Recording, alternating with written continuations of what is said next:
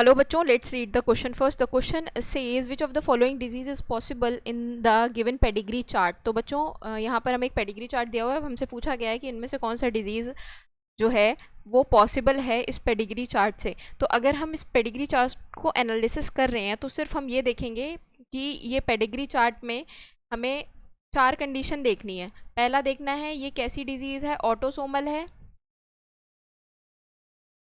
या नहीं, ऑटोसोमल है या नहीं, या सेक्स लिंक्ड है या नहीं, ये चीज़ देखेंगे. या फिर ये रेसेसिव है या डोमिनेंट है. तो अब इन चारों चीज़ों को देखने के लिए हम तीन मेजर चीज़ें फॉलो करेंगे. पहली चीज़ कि हम सबसे पहले देखेंगे यहाँ पर जो जनरेशन्स हैं उनमें ये कहीं स्किप तो नहीं हुई. तो पहली ये जनरेशन थी, दूसरी जनरेशन ये है, थर्ड जनरेशन ये है. ठीक है, तो पहली जनरेशन में आपको डिजीज़ नहीं दिख रही है, सेकेंड जनरेशन में आपको डिजीज़ दिख रही है. सेकेंड जनरेशन में यहाँ पर डिजीज़ है, यहाँ पर डिजीज़ है, यहाँ पर थर्ड जनरेशन में डिजीज़ है. तो स्किपिंग ऑफ जनरेशन यहाँ पे देखने को मिल रहा है आपको, स्किपिंग ऑफ जनरेशन.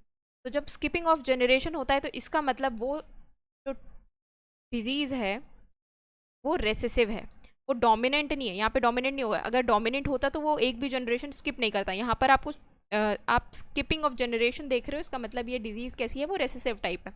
ठीक है, अब हम देखेंगे कि ये जो डिजीज़ है वो ऑटोसोमल है या सेक्स लिंक्ड है. तो सेक्स लिंक्ड हम देखने के लिए ये पता करेंगे कि जो अफेक्टेड इंडिविजुअल्स हैं वो कैसे हैं.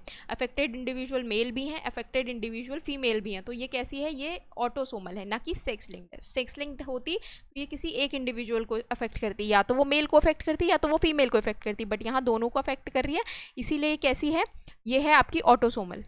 तो ये हम दूसरी चीज़ हमने क्या देखी, हमने देखी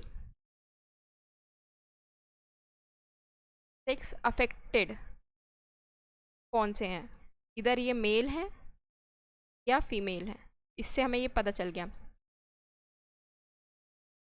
अब हम ये देखेंगे कि जो अफेक्टेड इंडिविजुअल्स हैं क्या वो सिर्फ अफेक्टेड इंडिविजुअल्स को ही जो है नेक्स्ट जनरेशन में पास कर रहे हैं. मतलब जैसे अगर कोई डिजीज़्ड इंडिविजुअल है, जैसे अगर ये डिजीज़ इंडिविजुअल है तो ये जो अगर ऑफस्प्रिंग पैदा कर रहा है तो वो भी क्या डिजीज़्ड हैं या नहीं है. पर ऐसा यहाँ पर नहीं है, क्योंकि यहाँ पर ये पेरेंट है और ये जो ऑफस्प्रिंग है दो वो अफेक्टेड हैं. बट यहाँ पर देखिए, यहाँ पर भी पेरेंट हैं, वो अफेक्टेड नहीं है, वो डिजीज़्ड नहीं है, बट जो ऑफस्प्रिंग आ रहे हैं वो डिजीज़्ड हैं. तो इसका मतलब ये कैसी है, ये ऑफस्प्रिंग में हो रही है, पेरेंट्स में नहीं हो रही, जनरेशन्स में पास नहीं हो रही. तो ये ऑटोसोमल है, ऑटोसोमल रेसेसिव,